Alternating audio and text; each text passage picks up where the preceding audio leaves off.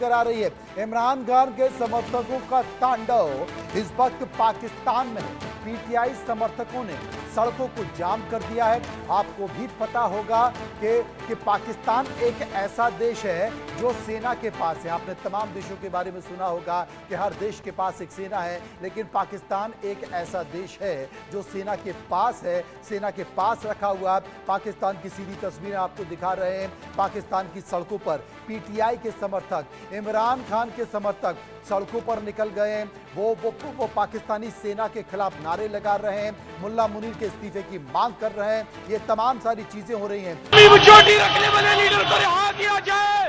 फौरी तौर के ऊपर अवाम निकलेगी, जंग भी जीतेंगे, मुकाबला भी करेंगे, इन्हें बताएंगे भी मुसलमान की ताकत क्या है। 3 मिसाइल गिराए गए, 3 ड्रोन गिराए गए और तो आप देख सकते हैं पाकिस्तान की तरफ से आवाजें आ रही हैं कि कई सारी मिसाइल गिराई गई हैं, बॉम्ब गिराए गए हैं और पाकिस्तान के युवा सड़कों पर निकले हैं।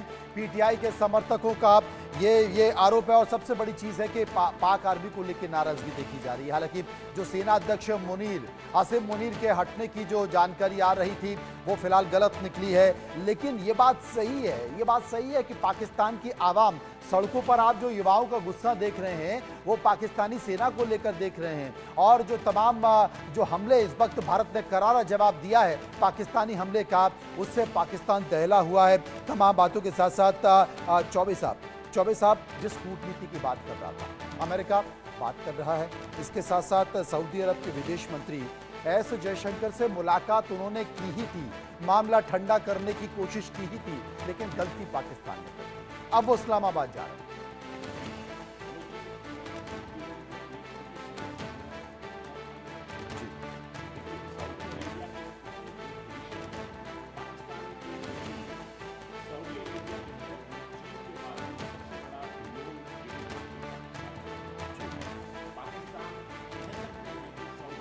के टुकड़ों पर पल रहा है। यानी सऊदी अरेबिया जो बात बोलेगा वो आसिम मुनीर और शहबाज शरीफ को माननी पड़ेगी। यानी वो बाध्य होंगे जो संदेश उनके पास में विदेश मंत्री लेकर जाएंगे। इस विदेश मंत्री ने इससे पहले डॉक्टर एस जयशंकर से भेंट की है। डॉक्टर एस जयशंकर जो हैं वो विदेश मंत्री भारत के हैं और भारत के प्रधानमंत्री नरेंद्र मोदी हैं। नरेंद्र मोदी को सऊदी अरेबिया ने अपने देश का उच्च पुरस्कार, मुझे इसका नाम नहीं जान पड़ रहा, वो दिया था, सर्वोच्च पुरस्कार जी, वो दिया था। हालांकि सऊदी अरेबिया जो है ओआईसी का मेंबर है और पाकिस्तान को बार बार ये लगता है कि सऊदी अरेबिया भारत के इतना करीब कैसे हो रहा है। सऊदी अरेबिया वो कंट्री है जो कि इन्वेस्ट कर रहा है इंडिया में एसेट्स पर। कश्मीर की डेवलपमेंट के लिए सऊदी अरेबिया इन्वेस्ट कर रहा है। पाकिस्तान को यह बात कतई हजम नहीं हो रही थी और सऊदी अरेबिया इस समय मॉडर्नाइज कर रहा है। एमबीएस मोहम्मद बिन सलमान जो हैं, वहाँ के जो क्राउन प्रिंस हैं जी, उन्होंने जो कदम उठाए हैं वो सच में तारीफ के काबिल हैं। वहाँ पर पहले महिलाओं को अकेले बाहर निकलने की अनुमति नहीं थी, उन्होंने महिलाओं को कार ड्राइव करने की अनुमति दे दी। ये भारत के परिप्रेक्ष्य में बहुत छोटा सा कदम है, परंतु सऊदी अरेबिया को देखते हुए बहुत बड़ा कदम है।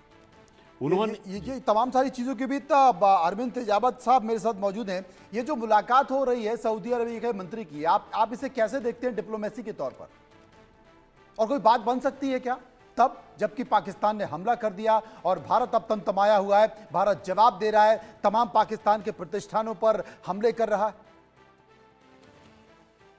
देखिए मनोज साहब कि ये जो सऊदी अरेबिया है वो पूरी तरीके से यूनाइटेड स्टेट्स के इन्फ्लुएंस में है।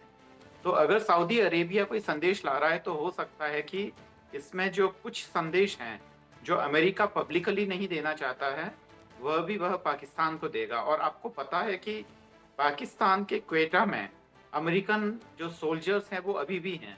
तो पाकिस्तान एक तरीके से अमेरिका के कंट्रोल में है, वो पूरी तरीके से कंट्रोल कर सकता है।